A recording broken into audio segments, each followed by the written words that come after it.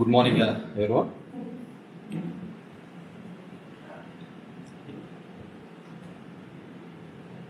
మొట్టమొదటిగా మొదటి నుంచి మీ అందరికీ తెలిసినదే విద్య వాటికి గతంలో ఉన్న వైఎస్ఆర్సిపి ప్రభుత్వం కావచ్చు, రాజశేఖర రెడ్డి గారు మొట్టమొదటిగా విద్య, వైద్యం ఈ రెండింటినీ కూడా ఒక ప్రాముఖ్యత అంశాలుగా, విద్యా వైద్యం ఒక ప్రాముఖ్యత అంశాలుగా ముందుకు తీసుకొని వచ్చినది ఎవరన్నా ఉన్నారంటే అది 2004లో వైఎస్ఆర్ గారు మొదట తీసుకొని రావడం జరిగింది. అంతవరకు కూడా కాలేజీలలో చదవాలి అంటే ఇంజనీరింగ్ కాలేజీలో కావాలా, ఇంకో కాలేజీలో చదవాలి అంటే అది కేవలం ఒక డబ్బున్న వాళ్ళకు మాత్రమే సొంతమవుతుందన్న తరుణం నుంచి 35,000 రూపాయల మొట్టమొదటిగా ఫీజు రియంబర్స్మెంట్ ఇచ్చే కార్యక్రమం రాజశేఖర రెడ్డి గారు మొదలుపెట్టారు. అదే సందర్భంలోనే రాజీవ్ ఆరోగ్యశ్రీ ద్వారా ఒక పేదవారికి ఏదైనా ఇబ్బంది జరిగితే జోబీలో ₹1 లేకపోయినా కానీ కార్పొరేట్ హాస్పిటల్స్లలో మెరుగైన వైద్యం అందించడానికి అది ఆ పథకం తీసుకొని రావడం జరిగింది. ఆరోగ్యశ్రీ అనే పథకం తీసుకొని రావడం జరిగింది. దాని ద్వారా ఎన్నో లక్షల యొక్క ప్రాణాలు కాపాడడం జరిగింది, ఎన్నో గుండెలు నిలబెట్టడం జరిగింది. ఆ విధంగా మొదలైనటువంటి ఈ కార్యక్రమం తర్వాత ఎవడొచ్చినా, ఏ నాయకుడు వచ్చినా కానీ వాటిని ముందుకు తీసుకోబోయే ప్రయత్నమే చేశారు, నిలపాలనే ఆలోచన చేయలేదు. కానీ దాన్ని ఎన్హాన్స్ చేసుకుంటూ పోయినవాళ్ళు, దాన్ని పెంచిన నాయకుడు ఎవరైనా ఉన్నారంటే, ప్రభుత్వం ఏదైనా ఉందంటే అది ఒక వైఎస్ఆర్ ప్రభుత్వం, వైఎస్ఆర్సిపి ప్రభుత్వం.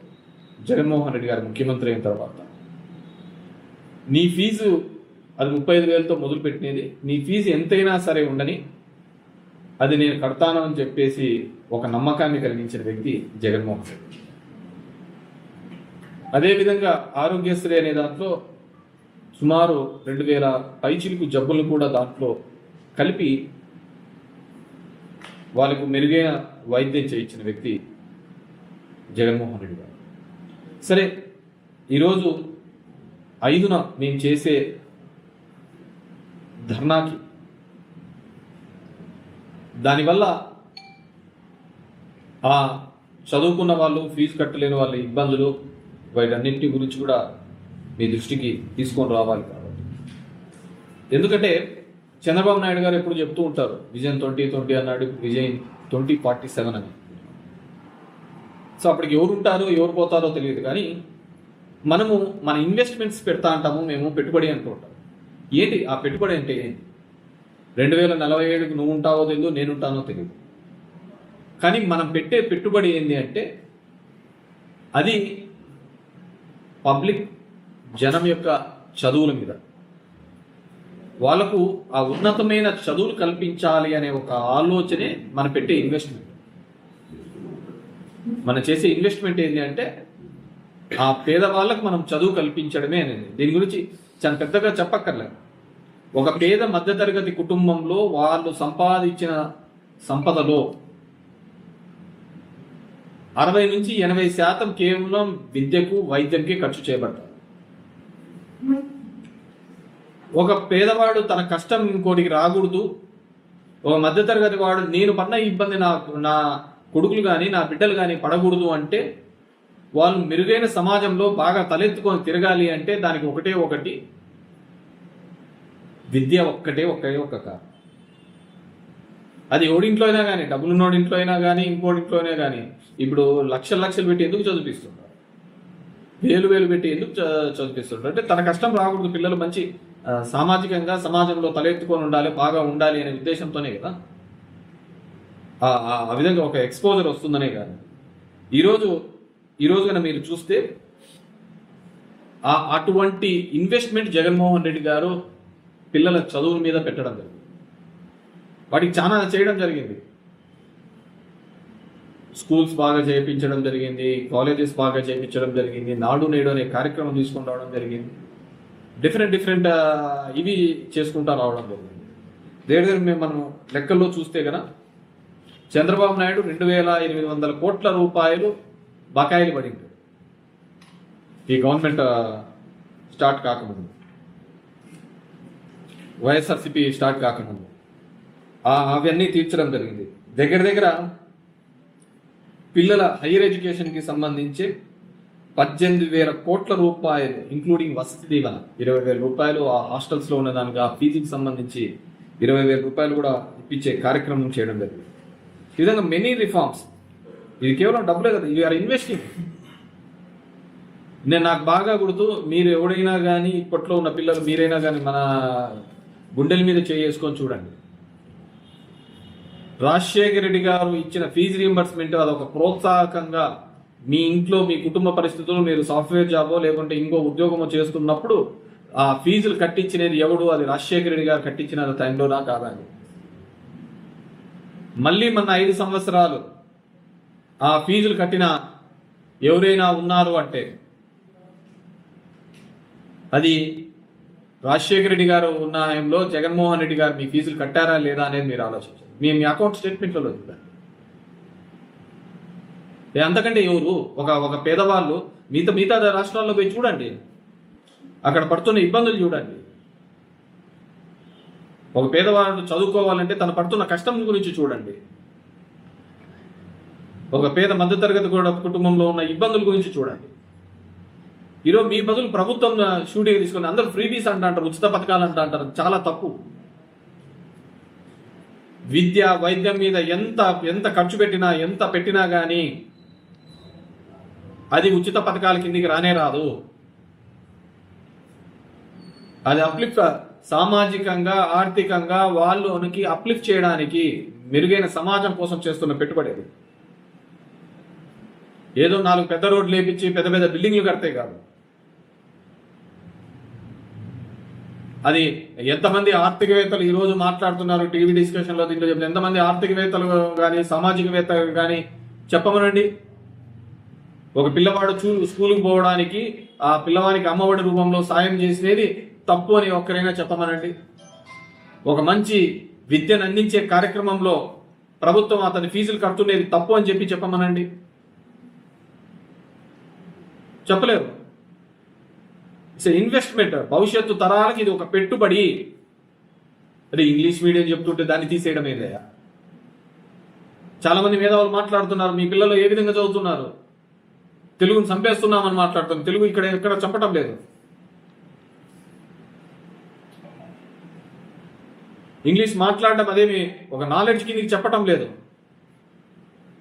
కానీ ఈ పోటీ పడుతున్న ప్రపంచంలో మనం ఏ విధంగా ముందుకు పోవాలి అంటే ఒక మాధ్యమం ఉండాలి, అందరూ కూడా అర్థం చేసుకునే మాధ్యమం ఉండాలి. అది ఇంగ్లీష్ మాత్రమే అని చెప్పేసి దానికోసం తీసుకొని వచ్చినాడు. ఒక సిబిఎస్ఈ స్కూల్స్ ఎందుకు తీసుకొని వచ్చినాడు? కార్పొరేట్ కానీ డబ్బులున్నవాడు మాత్రమే చదువుకున్న ఆ సిబిఎస్ఈ కాలేజీలలో, స్కూల్స్లలో, ఐబీ స్కూల్స్లలో ఒక పేదవాడు కూడా చదవాలి అనే ఉద్దేశంతో తీసుకొని రావడం జరిగింది. ఈరోజు ఎక్కడికి పోతున్నాయి అవన్నీ? ఈ పెద్దగా ఇంట్రెస్టింగ్ సబ్జెక్ట్స్ కాకపోయి ఉండొచ్చు, ఇదే పెద్ద మసాలా ఉన్న సబ్జెక్ట్ కాదు.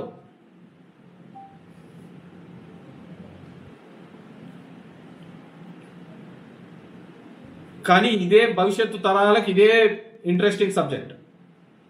మన భవిష్యత్తు, మన పిల్లల భవిష్యత్తు, నా కష్టం రాకూడదని ఆ పిల్లల్ని చదివించే ప్రతిసారి కూడా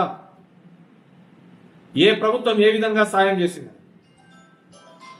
మన సమాజం ఏ విధంగా తయారైందంటే అది నాతో కావచ్చు, ఎవడైనా కావచ్చు. ఎవరైనా సాయం చేస్తే తొందరగా మర్చిపోతాం, ఎవరైనా చేయకపోతే అది బాగా గుర్తుపెట్టుకుంటాం. సాయం చేసినోని మరవకూడదు అనే ఇంకిత జ్ఞానం లేకుండా పోయిన సమాజంలో బతుకుతుంది. సాయం చేసినోని మర్చిపోతాను, ఎవరు చేయలేదో నాకు అది చేయలే అని చెప్పేసి మనకి జీవితాంతం గుర్తుపెట్టుకుంటాను.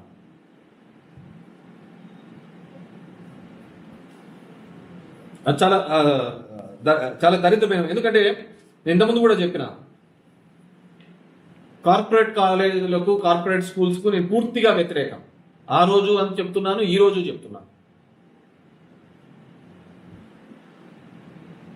నాకు ఎన్నో చూసేసి అసలు చదువుకునే వాళ్ళు, ఇంటర్మీడియట్ చదువుకునే వాళ్ళు, ఇంకోటి చదువుకునే వాళ్ళు, చదువు రాలేదని, మార్కులు రాలేదని, ఇంకోటని చచ్చిపోయేంత పరిస్థితి ఎందుకు వస్తుంది? ఒక చిన్న బాల్యంలో ఉన్న మాత్రకు ఆత్మహత్య చేసుకోవాలనే ఉద్దేశం ఏ విధంగా కలుగుతోంది?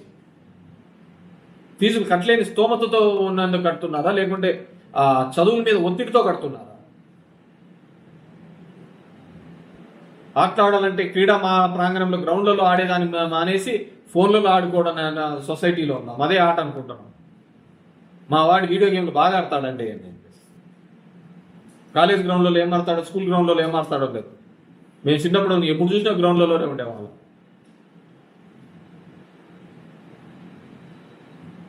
ఆడే సోడాలు ఆడే అన్నంలే అయిందిలే, అట్లే సోడాలు దాక్కుంటే అట్లే తిరుగుతూ ఉండేవాళ్ళం, అట్లే ఉండేవాళ్ళం. ఎట్లంటే అట్లా. అనంతపురం మన నారాయణ కాలేజీలో చదువుతున్న పిల్లవాడైతే కార్తీక్ అనే పిల్లవాడు, ఇంకా కార్తీక్ కాదు చరణ్, వాళ్ళ పెద్ద అబ్బాయి కార్తీక్లే, చెన్నైలో చదువుతున్నట్టున్నాడు. గోవిందమ్మ వెంకటనారాయణ. కార్తీక్ ఈ చరణ్కి సంబంధించిన ఫీజు ఏదైతే ఉందో 3,80,000లో 1,40,000 మెయింటెనెన్స్ ఛార్జ్, 35,000 టెనెన్స్ ఛార్జీలు, మెయింటెనెన్స్ ఛార్జీలు, మొత్తం 70,00,000కి 80,000 ఇప్పుడు కట్టించినాడు. 35,000 మెయింటెనెన్స్ చెల్లించాడు. ఇంకా కొద్దిగా ఏదో ఉంది. అతను ఉండేది ఏ విధంగా బతుకుతున్నాడు? నేను ఎందుకు ఆ విద్య గురించి అంతగా చెప్తున్నాను? అతనికి 8 ఆవులు పెట్టుకొని బతుకుతున్నాడు. 2 ఎకరాలు పొలం ఉంది. దగ్గర 28 లక్షల నుంచి 30 లక్షల అప్పు ఉంది. కానీ ఆ తల్లిదండ్రులకు పడే బాధ ఏంది? నా కష్టం ఆ పిల్లవానికి రాకూడదనే కదా. ఆ విధంగా రాకూడదు, అది మంచిది బాగా ఉండాలనే కదా ఈరోజు జగన్మోహన్ రెడ్డి గారు ఆ స్కూళ్ళన్నింటినీ అభివృద్ధి చేసి కార్పొరేట్కి ధీటుగా తీసుకొని వస్తున్నది. ఎందుకు కార్పొరేట్కి ధీటుగా తీసుకొని వస్తున్నాడంటే అదే కారణం. అక్కడ డబ్బులు కట్టలేని వాళ్ళు ఈ స్కూల్లో ఉన్నది. ఆ అమ్మఒడి డబ్బులు కూడా ఎందుకు ఇస్తున్నారు? ప్రోత్సాహకంగా ఇస్తున్నారు. ఆ డ్రాప్ అవుట్స్ తగ్గించాలా? ఆ పిల్లలు పనికి పోకోకుండా ఉండడం కోసం 15,000 రూపాయలు ఇస్తే ఆ డ్రాప్ అవుట్ కాకుండా స్కూల్ పిల్లలకు పంపిస్తారు. లేదంటే ఎందుకు లేనాయన ఒక 10th క్లాస్కి వచ్చినాక, ఇంటర్మీడియట్కి వచ్చి నా చదువు మాని నాతో పాటు ఉండు అని చెప్పి పనికి పెట్టుకుంటారు. అదే నువ్వు ఫీజు కడుతున్నావు ఫ్రీగా వెళ్తారు, ఫ్రీగా వెళ్తా అంటారు. అది కదా పెట్టుబడి పెట్టాల్సింది, జనం మీద, పబ్లిక్ మీద పెట్టాల్సింది. అది ఇన్వెస్ట్మెంట్ కదా. ప్రతిదీ రాజకీయమే. ఇంగ్లీష్ మీడియం పంపిస్తే లేదు తీసేసేయండి. మరి కార్పొరేట్ స్కూళ్ళలో ఎందుకున్నాయి ఇంగ్లీష్ మీడియం? కాన్వెంట్లలో ఎందుకున్నాయి ఇంగ్లీష్ మీడియం? నా పిల్లోడు కాన్వెంట్ పోతానని ఎందుకు గర్వంగా చెప్పుకుంటారు? వాడు ఇంగ్లీష్ మీడియం ఉందని. తెలుగు మీడియం పెట్టమని అక్కడికి పోతారేమో కాన్వెంట్లకు.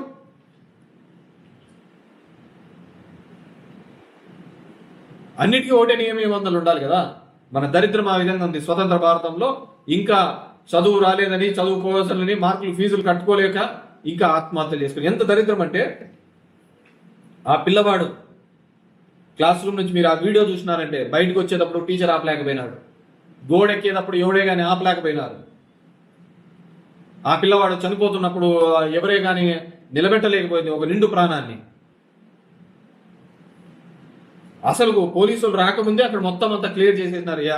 పడిన తర్వాత మొత్తం ఎముకలన్నీ, చిట్లిపోయిన ఎముకలన్నింటినీ కూడా క్లీన్ చేసేసినారు. ఏం సమాజంలో ఉన్నాం? నేను ఒకటే చెప్తున్నాను, చంద్రబాబు నాయుడు మన దావోస్కి వెళ్ళాడు. మైక్రోసాఫ్ట్ సీఈఓని వాళ్ళను, బిల్ గేట్స్ని కలవడం జరిగింది. ఆయన ఏమని అడిగినారు? ఒకటే అడగడం జరిగింది, మా ప్రాంతంలో వచ్చి మీ కంప్యూటర్కి సంబంధించి, ఏఐకి సంబంధించి కొద్దిగా టెక్నాలజీ మీద మీరు సపోర్టివ్గా ఉంటాడు. ఎందుకు? ఆయన కంప్యూటర్లో సిద్ధహస్తుడనే కదా మనం అడిగేది, అవునా కదా? నేనేమంటున్నానంటే ఇప్పుడు నారాయణ ఉన్నాడు. నారాయణ దాంట్లో ఎడ్యుకేషన్లో ఎప్పుడు 1 నుంచి 10 వరకు అతనివే ఉంటా ఉంటాయి. లేకుంటే చైతన్యవో 7 1 2 3 4 అని ర్యాంకులు చెప్పుకుంటూ పోతా ఉంటారు. అంటే అతను ఎడ్యుకేషన్ రంగంలో ఆ ర్యాంకులు తెప్పియడంలో సిద్ధహస్తుడు అని మనకు తెలిసిపోతుంది కదా. నారాయణ కాలేజెస్ అందుకే ఫేమస్ అని చెప్తున్నాను. మంచి మార్కులు వస్తాయనే కదా అక్కడ చెప్తున్నాను. మరి అలాంటి నారాయణని నువ్వు మంత్రివర్గంలో తీసుకొని నారాయణ నీ కాలేజీలలో ర్యాంకులు వస్తున్నాయి, నీకంటే నీ కాలేజీలో ఇచ్చే జీతాల కంటే మా గవర్నమెంట్ కాలేజీలలో మా గవర్నమెంట్ స్కూళ్ళలో ఇచ్చే జీతాలు ఎక్కువగా ఉన్నాయి. ఆ జగన్మోహన్ రెడ్డి వచ్చిన తర్వాత ఆ స్కూల్ ఏదో డెవలప్ చేసి పెట్టినాడు. నువ్వు అపార్ట్మెంట్లో పెట్టే స్కూళ్ళలో నువ్వు అపార్ట్మెంట్లో నడిపే క్లాస్ రూమ్ల కంటే మా గవర్నమెంట్ స్కూల్ బాగా ఉన్నాయి. నువ్వు వచ్చి ఆ విధమైన ర్యాంకులు రావాలి అంటే ఏం చేయాలి అని చెప్పేసి తీసుకో. మనం ఒక ఎక్స్పర్ట్ అయిన మైక్రోసాఫ్ట్కి సంబంధించిన బిల్ గేట్స్ని అయితే నువ్వు అడుగుతావు కంప్యూటర్ గురించి సలహాలు ఇమ్మని. లేకుంటే ఇంకో పెట్టే వాళ్ళను ఏ ఫీల్డ్లో ఎక్స్పర్ట్ అయితే వాళ్ళని అడుగుతా అంటారు కదా. ఇప్పుడు నారాయణ అతను మంచి మార్కులు తెప్పగలుగుతాడు కదా, ఈజ్ ఎక్స్పర్ట్ ఇన్ దట్ కదా. మరి అట్లాంటి అతను ప్రభుత్వ పాఠశాలలో చదువుతున్న పిల్లలు కూడా అదే ర్యాంకులు రావాలని నువ్వు ఎందుకు పెట్టలేకపోతున్నావు? అలా పెడితే ఎవడు నారాయణ కాలేజీలో చదవరు కాబట్టి, అంతా ప్రభుత్వ పాఠశాలలో చదువుతారు కాబట్టి ఈ కార్పొరేట్ విద్యను ఈ కార్పొరేట్ దానిలకు అంతకంటే మంచి స్కూలు గ్రౌండ్ అన్నీ ఉన్నా కానీ ఈ గవర్నమెంట్ స్కూల్స్ను డెవలప్ చేయలేకపోతుంది. అది మన భావితరాలకు ఇవ్వాల్సిన పెట్టుబడి పెట్టాల్సిన చోట మనం పెట్టుబడి పెట్టలేకపోతున్నాం. మంచి వచ్చాడు ఒక జగన్మోహన్ రెడ్డి ఒక నాయకుడు వచ్చాడు, ఆ పెట్టుబడి పెట్టాడు, వాళ్ళ భవిష్యత్తును మార్చాలి అని ఒక ప్రయత్నం చేయడం జరిగింది. మా దరిద్రం ఏంటంటే ఇంత ముందుగా చెప్పినట్టుగా తాగుబోతు వ్యవస్థను మార్చడానికి ఉపయోగపడినట్టుగా ఒక చదువు చెప్పే పిల్లవాడికి తల్లిదండ్రులు ఆ వ్యవస్థను మా పిల్లవాడికి ఇంత చదువు చెప్తున్నాడు ఇంత బాగు చేస్తున్నాడని వాడు మాట్లాడలేకపోవడం. అందుకే ఎప్పుడే కానీ అంటుంటాం మేధావి యొక్క నిశ్శబ్దం కూడా దేశానికి ప్రమాదకరం. ఒక తాగుబోతు వాగిన కూతలు ఒక మంచి బ్రాండ్ లేదు లేకుంటే సరుకు తక్కువగా లేదు అనే మాటలు మాట్లాడినంతగా మాకు మంచి చదువు చెప్తున్నాడు, మాకు మంచి స్కూల్ తయారైంది, మా స్కూల్లో మా ఫీజుకు అమ్మఒడి కడుతున్నాడు, మేము ఇంజనీరింగ్ చదివినా డాక్టర్ చదివినా డిగ్రీ చదివినా ఏ చదువు చదివినా ఆ ప్రభుత్వం వైఎస్ఆర్ కాంగ్రెస్ ప్రభుత్వం మాకు డబ్బులు ఇచ్చిందని ఆ పిల్లలు చెప్పలేకపోయినారు. ఆ చిన్న పిల్లలు కాదు, డిగ్రీలో వచ్చిన వాళ్ళు, ఇంజనీరింగ్లో వచ్చిన వాళ్ళు, మెడికల్గా వచ్చిన వాళ్ళు ఫీజు తక్కువ వచ్చిన రోజు మాట్లాడినారు, వాళ్ళ తల్లిదండ్రులు కూడా మాట్లాడలేకపోవడం జరిగింది. అది దురదృష్టం. అది ఒకరిని అడిగేకి లేదు, మొత్తానికి ఒక దురదృష్టమైంది.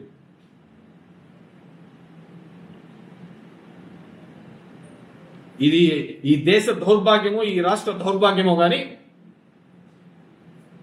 ఒక తాగుబోతు మాటకు విలువ వచ్చింది కానీ ఆ విద్య వైద్యం గురించి తీసుకున్న నిర్ణయాల్లో జరుగుతున్న ప్రశంసలకు విలువ లేకుండా పోయింది. 17 మెడికల్ కాలేజీలు తీసుకుని వస్తే 20 మెడికల్ కాలేజ్ వద్దు అని ఏ రాష్ట్ర ప్రభుత్వము లేఖ రాయదు, కానీ ఇక్కడ రాసినారు. ఎందుకు?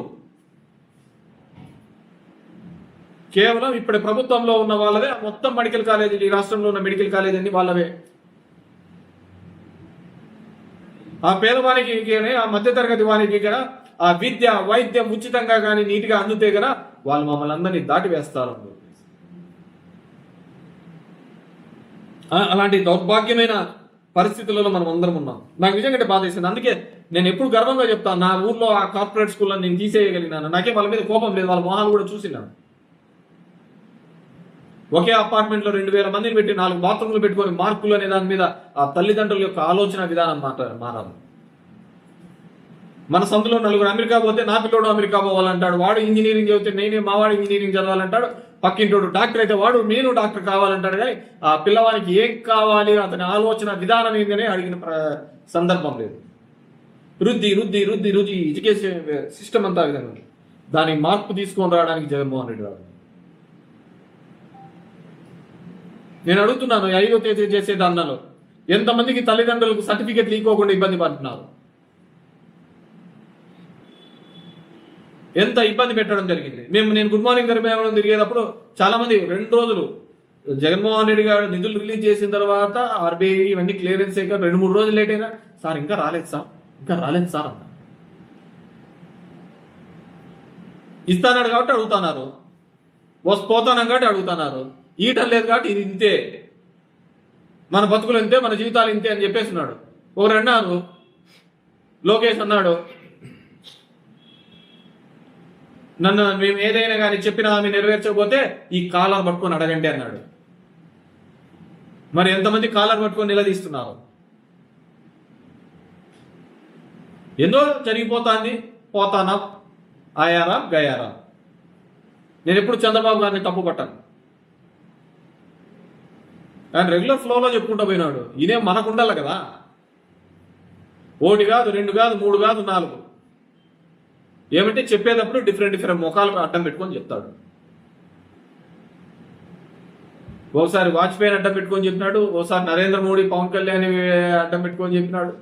మన కూడా మళ్ళీ పవన్ కళ్యాణ్ అడ్డం పెట్టుకొని, పవన్ కళ్యాణ్ నరేంద్ర మోడీని వాళ్ళు ఇస్తారులే, వాళ్ళు ఉన్నారు కదా షూరిటీ. సో అంటే నేనేమంటే వ్యవస్థ సిస్టమే మారాలి. నేను చూశాను, ఇంటర్నెట్లో సెర్చ్ చేసి చూశాను, ఏందిరా ఇదంతా ఇది అంటే ఎక్కడైనా కానీ ఒకటే ఒక సొల్యూషన్ నాకు అనిపించింది. 10th క్లాస్ వరకు ఎక్కడే కానీ ప్రైవేట్ స్కూల్స్ అనేది ఉండకూడదు. అప్పుడు సచ్చినట్టు ఎమ్మెల్యే కొడుకు, ఎంపీ కొడుకు, ఎంపీటీసీ కొడుకు, చీఫ్ జస్టిస్ కొడుకు, అందరు పిల్లలు దాంట్లోనే చదువుతారు. ప్రధాని కొడుకైనా, ముఖ్యమంత్రి కొడుకైనా అదే గవర్నమెంట్ స్కూల్లో చదివితే ఎందుకు డెవలప్ కావో గవర్నమెంట్ స్కూల్ చెప్తాం. నా ఇతడు నా ఫ్రెండ్ తెలిసిన అతను ఇలా చెప్పాడు, ఇలా చేస్తేనే తప్ప ఈ దేశంలో విద్యా వ్యవస్థ ఒక వ్యాపార వ్యవస్థగానే ఉండిపోయిందే తప్ప అది మేలు చేయాలనే వ్యవస్థగా ఎప్పుడూ లేదు. 10th వరకు there should not any government schools, any private schools, only government స్కూల్లో ఉండాలా. చదువు చెప్పే టీచర్ కొడుకు అక్కడే చదవాలా, కలెక్టర్ కొడుకు అక్కడే చదవాలా, ఎమ్మెల్యే కొడుకు అక్కడే చదవాలా, ఎంపీ కొడుకులు చదవాలా, ముఖ్యమంత్రి కొడుకులు అక్కడే చదవాలా. లేకుంటే ఈ వ్యవస్థను అసలు మనం చేంజ్, ఈ ఇన్వెస్ట్మెంట్స్ అని, దావూస్ అని, ఈడని ఇవి కాదు. మనం చేయాల్సిన ఇన్వెస్ట్మెంట్ చదువుల మీద చేయాలి. అది భవిష్యత్తుకు మంచి ఫ్రూట్స్ ఇస్తాయి, మంచి ఫలాలు ఇస్తాయి. మనకు అవి కాదు కదా. అల్లు అర్జున్కి ఏమైంది, చిరంజీవికి ఏమైంది, ఇవి సరిపోతుంది. ఆ ఇంట్లో అన్నం తినేకుండదు, ఆ ఇంట్లో ఉండడానికి ఉండదు. మన పుష్పాలో చదివిన రేవతి కుటుంబంలో 12,000 పెట్టి టికెట్ పెట్టుకోపోయినారు. అరే వాళ్ళు యాక్టర్లు, వాళ్ళ నిజ జీవితంలో వాళ్ళు హీరోలు కాదు, అది ఇచ్చిన వాళ్ళ పాత్రను మాత్రమే వాళ్ళు పోషిస్తుంటారు. అని హీరోలు అనే వాళ్ళు ఎక్కడ ఉండరు. హీరోలు అనేవాళ్ళు సమాజంలో జరుగుతున్న సమస్య మీద వేలెత్తి ఆ పరిష్కరించేవాడు హీరో అవుతాడు. హీరోలు హీరోయిన్లు అంటారు. హీరోయిజం అంటే ఏంటి? వాళ్ళు చేసేదండి క్యారెక్టరే. నేను ఎక్కడో కూడా చెప్పినట్టున్నాను. భరత్ అని నేను సినిమా చూశాను. వస్తాడు మహేష్ బాబు, దిగుతాడు, ఆ స్కూల్ ఇట్లా చేయాలంటాడు, అది ఇట్లా చేయాలంటాడు, కాలేజీలు ఇట్లా కట్టాలంటాడు, ప్రజావంతులకు పరిపాలన అంటాడు, అన్ని అంటాడు, అసలు కరప్షన్ లేని సొసైటీ చేయాలంటాడు, ఎవరి దగ్గర ₹1 అడగకూడదు అంటాడు, నేరుగా జనాలకి అందల్లా బడ్జెట్లో ఇంత పెట్టాలంటాడు. పాపం జగన్మోహన్ రెడ్డి కూడా అదే చూసి అదే చేసినాడు. అటు సినిమా హిట్ మాకు కొంచెం చూచాడే. సినిమా యొక్క క్యారెక్టర్ని కూడా నిజ జీవితంలో చేసినా కూడా యాక్సెప్ట్ చేయలేని పరిస్థితి ఉంటే, హీరోలు వాళ్ళ ఒక క్యారెక్టర్ చేసినాడు. మీరు చూడండి, రోబో సినిమా చూస్తాను అనుకో, రజనీకాంత్ హీరోనే, రజనీకాంతే విలన్. అక్కడ ఎవరిని చూస్తాం? యాక్టర్నే చూస్తాం అంతే. రెండు ఫేస్లు ఒకటే విధంగానే కనపడతాంటాయి. చూసేది ఆ యాక్టరు, ఆ క్యారెక్టరు, వాడు చేసే పద్ధతినే కదా చూసేది. మనం ఏం చేస్తున్నాం? ముఖ్యంగా మన సదరన్ ఇండియా హీరో అంటే ఎలివేషన్ దేవుడితో పాటు కొలుస్తాను. అమ్మ నాయన కూడా అట్లా చూసుకోండి, చెప్తే దేవుడు. అరే వాడు చేసేది ఒక క్యారెక్టరు, నిజ జీవితంలో వాళ్ళంతా ఇది లేదు అనే పద్ధతిని చెప్పినా కానీ వినలేరు. నిజ జీవితంలో ఒక హీరో లాగా ఒక ఫైట్ చేసి ఈ వ్యవస్థకు అన్నిటికీ ఎంతో మంది నిష్ఠూరాలు అయిపోయి ఈ వ్యవస్థను నిలబెట్టాలని ఒక ప్రయత్నం చేస్తే దాని గురించి మాట్లాడలేని సమాజంలో ఉంటే మనం ఏం చేసేకైతుంది? ఇట్స్ వెరీ, నేను దాని గురించి చూసే నాకు బాధ అనిపించింది. ఆ సూసైడ్స్ అని కావచ్చు, ఇదని కావచ్చు. ఇన్వెస్ట్మెంట్స్ అంటే ఏంటి? ఇన్వెస్ట్మెంట్ అంటేనే ఇది. భవిష్యత్తు తరాలకు మనం పెట్టేదే ఇన్వెస్ట్మెంట్. ఎవరు చేయలే. స్కూల్స్ ఈ విధంగా కట్టించాలి అని గతంలో ఎవరే కానీ ఆలోచించిన దాఖలాలే లేవు. నువ్వు చదువుకున్నావు, మీరు చదువుకున్నారు, అందరూ చదువుకున్న వాళ్ళే. చూడండి అప్పటికి ఇప్పటి స్కూల్స్ ఏ విధంగా.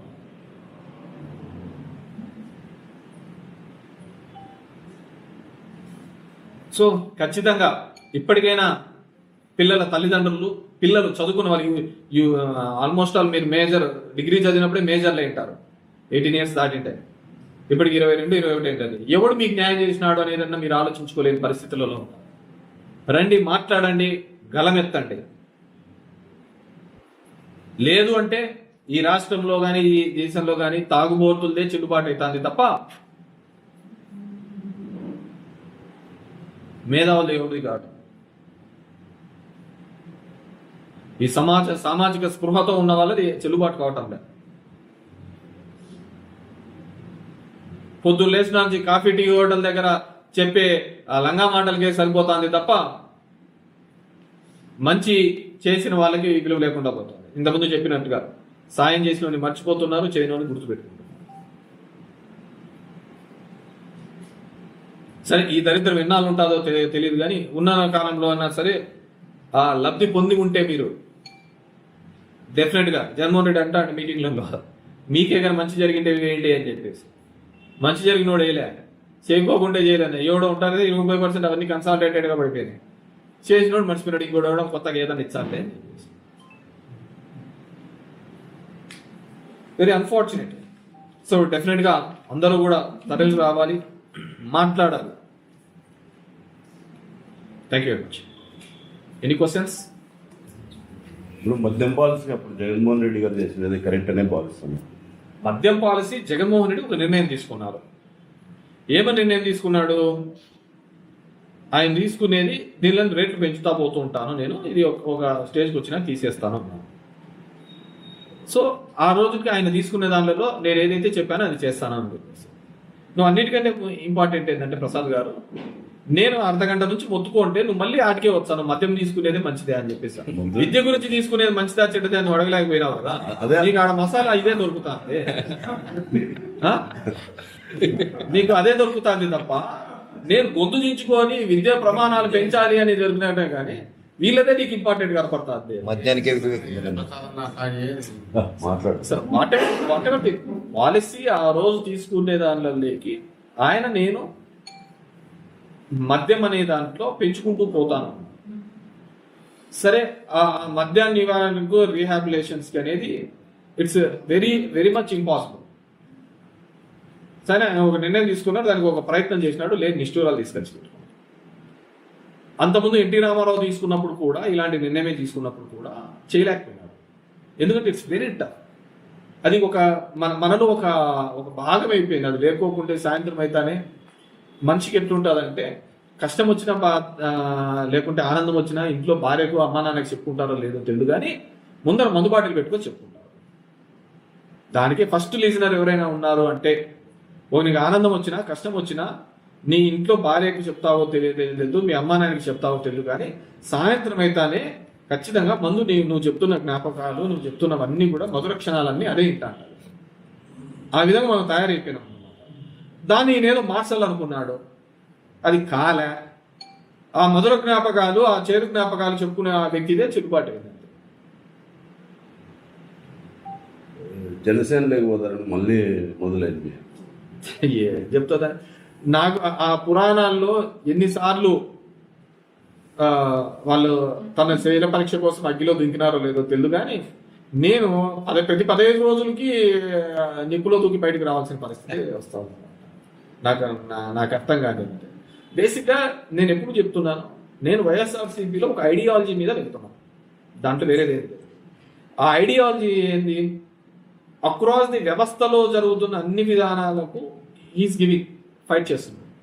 చంద్రబాబుది ఒక ఐడియాలజీ ఉంటుంది, జగన్మోహన్ రెడ్డి ఒక ఐడియాలజీ. జగన్మోహన్ రెడ్డి నేను వైఎస్ఆర్ ఫ్యామిలీతో 3 తరాల నుంచి నాకు అనుబంధం ఉంది. రాజారెడ్డితో, రాజశేఖర రెడ్డితో, జగన్మోహన్ రెడ్డితో 3 తరాలతో నాకు అనుబంధం ఉంది. So I'm saying with ideology ఇక్కడ ఇంపార్టెంట్ అంతే, దాంట్లో వేరేది లేదు. పవన్ కళ్యాణ్ అనే వ్యక్తికి ఇప్పటికీ కూడా తను ఏం చేయాలనుకుంటున్నాడు ఐడియాలజీ లేదు. తను 20 సీట్లు గెలిచొచ్చు, రేపు ముఖ్యమంత్రి సీటుకు పోటీ పడవచ్చు, అన్నీ జరగచ్చు. బేసిక్ ఏంటంటే సిద్ధాంతాలు ఇంపార్టెంట్.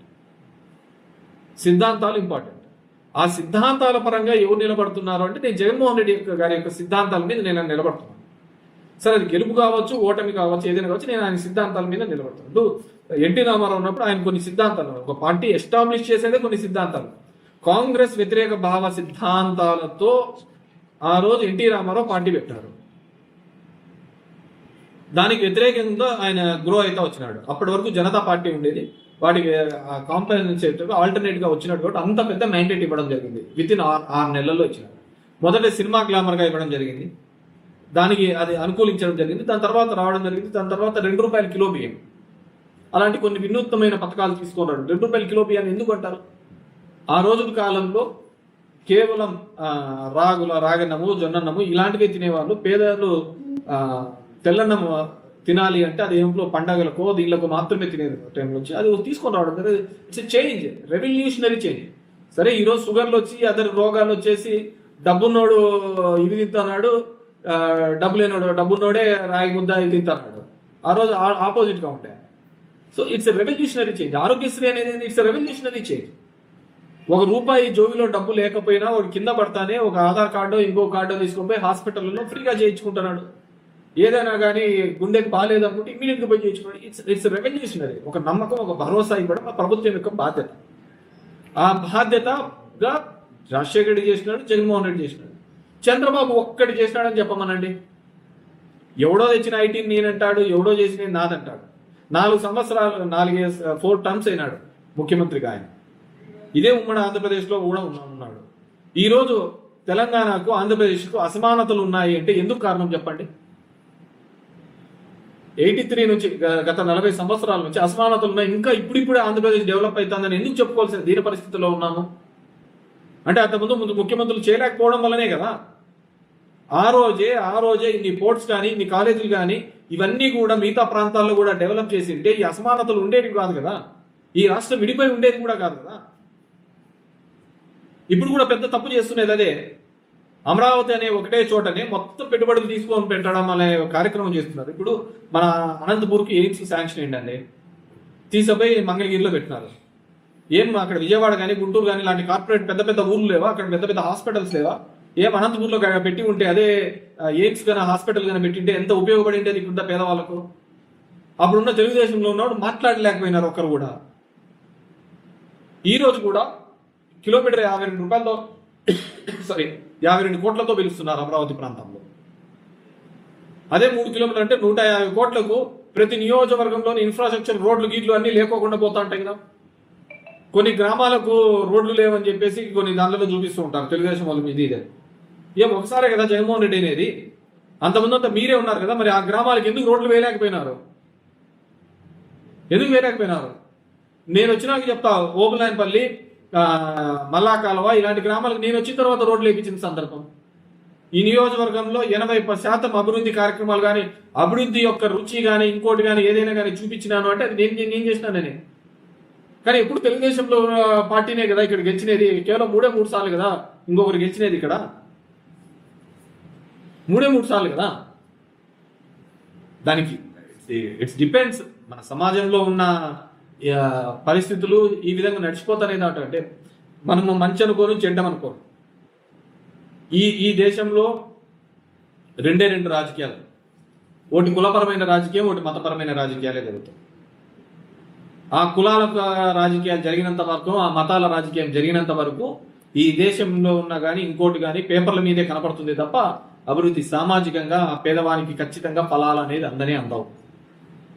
ఎందుకంటే అందరికీ అర్థమైపోయింది, దేశం మీదకి యుద్ధం మీదకి వచ్చినప్పుడు కానీ ఒక యుద్ధం కానీ ఒక మతం కానీ ఈ రెండే అందరినీ ఏకం చేయగలుగుతారు. అది పైన బీజేపీకి బాగా అర్థమైంది కాబట్టి ఆ మతపరమైన రాజకీయాలే చేస్తున్నారు తప్ప వేరేదేం చేయటం లేదు. మనం వాళ్ళనేం అనేక లేదు. వాళ్ళని బ్రిడ్జిలు కట్టిస్తాము, ఇంకోటి కట్టిస్తాము ఏం చెప్పటం లేదు కదా. గుడి కట్టిస్తామన్నారు, కట్టిస్తున్నారు. ఇక్కడ కూడా అంతే. మనం ఏం చేసినామనే కాదు కదా. ఎండ్ ఆఫ్ ది డే ఆ కులం ఆధారితంగానే రాజకీయాలు జరుగుతున్నాయి. మనం మంచి అనుకోని చెడు అనుకోని ఏదైనా కానీ మనం అందరం మాట్లాడచ్చు, చాలా నీతులు చెప్తూ ఉండొచ్చు, కానీ జరిగే ప్రతి రాజకీయం కానీ ప్రతి వ్యవహారం కానీ కులాల అనుగుణంగానే జరుగుతున్నాయి తప్ప ఈ దేశంలో మతాల అనుగుణంగా చెప్తున్నారు, ఇంకా వేరే విధంగా జరగటం లేదు. అదనే లేదు, అదే విభజిస్తానా పాలిస్తానా అంతే. That's it. ఇంకా మొత్తం పవన్ కళ్యాణ్ చెప్పారు సబ్జెక్ట్ ఎక్కడో పోతుంది. ఇంకేమున్నాయా చూడే, అంత క్లియర్గా చెప్పినా కానీ నువ్వు ఇంకా లేదంట. పవన్ కళ్యాణ్ తో టచ్ లేకపోతున్నారని బయట అంటారు. నాకే నేను అతని సినిమా లాస్ట్ లో పోయినప్పుడు వకీల్ సాబ్ లాస్ట్ లో టచ్ లో పోయి చూసిన సినిమా. ఇంకేమైనా ఉన్నాయా? నేను అంత నీట్గా చెప్తున్నాను. ఐఎమ్ విత్ జగన్మోహన్ రెడ్డి, ఆయన భావజాలాలతో పోతున్నా. ఇంకా పవన్ కళ్యాణ్కి ఒక భావజాలం అంటూ ఏంది లేదు కదా. ఇప్పుడు చంద్రబాబు నాయుడు తిరుమలలో కొవ్వు ఉంది అని దబ్బాతో సనాతిని అని చెప్పేసి వారం రోజులు హడావిడి చేసి కొవ్వే ఆడింది, అది ఎట్లా చెప్పినావు, అది లేదంటున్నారు కదా అని చెప్పి చంద్రబాబు ఏమని అన్నాడు అయినా చెప్పు అనలేకపోయినాడు కదా. ఇప్పటికీ చంద్రబాబు చేతుల్లో పవన్ కళ్యాణ్ ఒక టూల్ లాగానే ఉన్నాడు, పప్పెట్ అంటారు, అలాగనే ప్రవర్తిస్తున్నాడు. చెప్పు, ఆయన ఆ రోజు అంతగా గొడవ చేసి అంత హైరాణ చేసిన వాడు లేదు ఇది కొవ్వు లేదంటున్నారు, ఏంది ఇది తేలేంత వరకు అని చెప్పేసి లేదు. తాత్కాలిక మనకు కూడా అంతే, ఆ క్షణం బాగుంటే చాలు. అదే మనం అంటున్నాం కదా, మనం అనుకుంటాంట కదా నాలుక మీద రుచి ఉంటుంది, అది నోట్లోకి పోయిన తర్వాత లోపలికి పోయిన తర్వాత దాని రుచి కూడా తెలుసు, ఆ సందర్భం బాగుందా లేదా అని. అంతే మనకు కూడా beautiful performance, Pawan is fighting for us అంతే.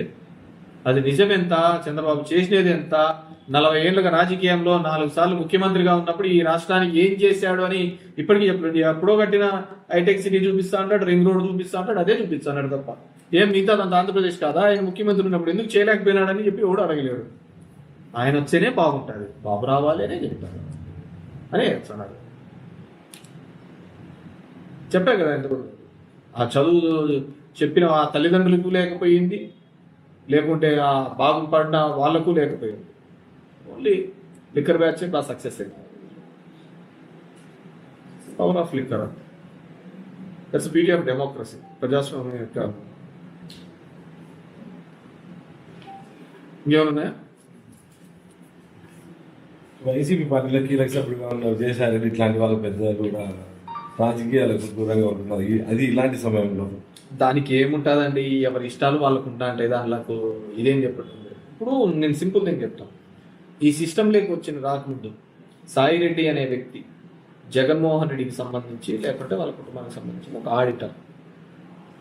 ఆయన జగన్మోహన్ రెడ్డితో పాటు కేసులో ఇరికించిన తర్వాత పోయినాడు. సరే నేను పోయినాను కాబట్టి నేను జగన్మోహన్ రెడ్డితో సెయి కావాలనుకున్నాడు, వచ్చినాడు, అయిపోయింది. గవర్నమెంట్లోకి వచ్చినాడు, పోయినాడు, రాజ్యసభ 2 సార్లు తీసుకున్నాడు. ఇప్పుడు నేను చాలా చోట్ల చెప్పాను, తన మీద కానీ దానిలో కుటుంబం సభ్యుల మీద కానీ కొన్ని ఆరోపణలు వచ్చినాయి.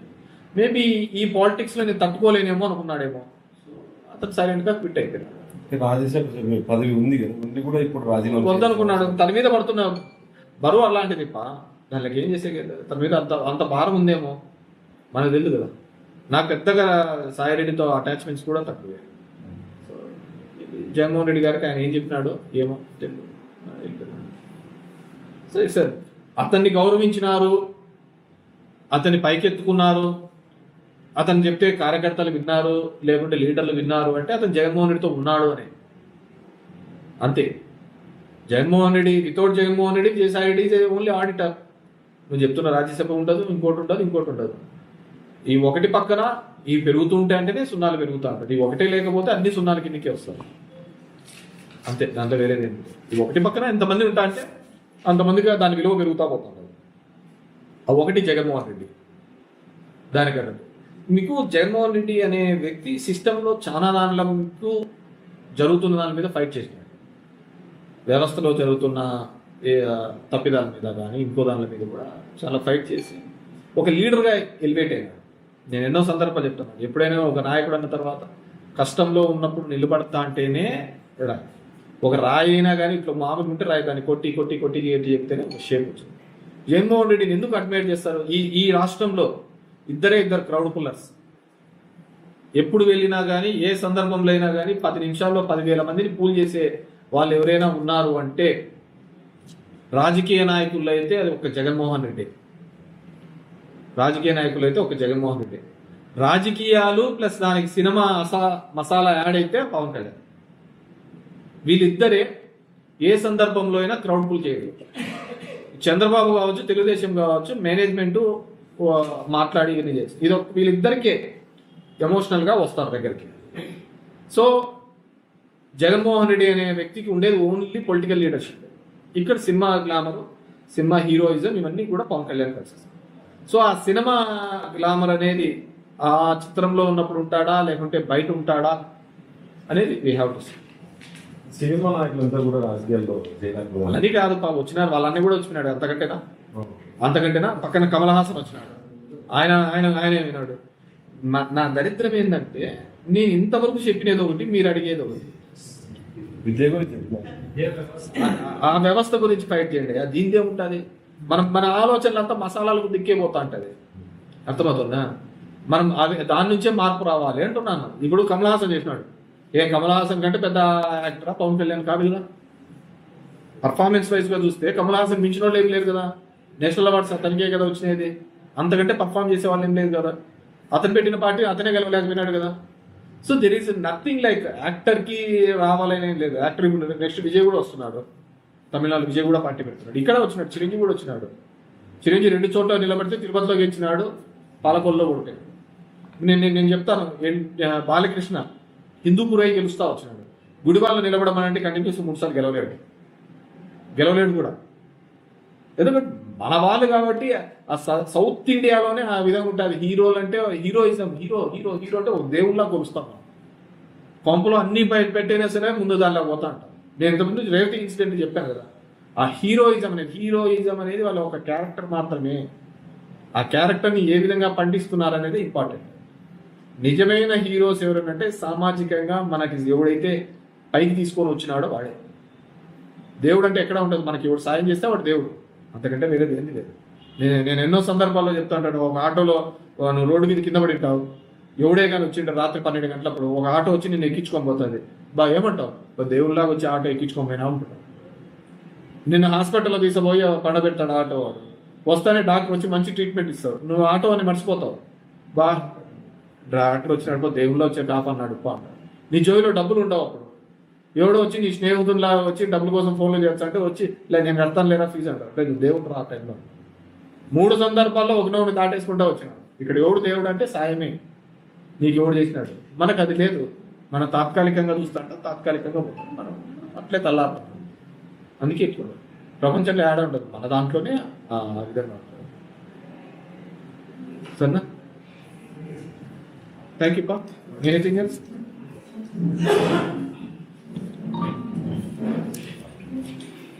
లేదు.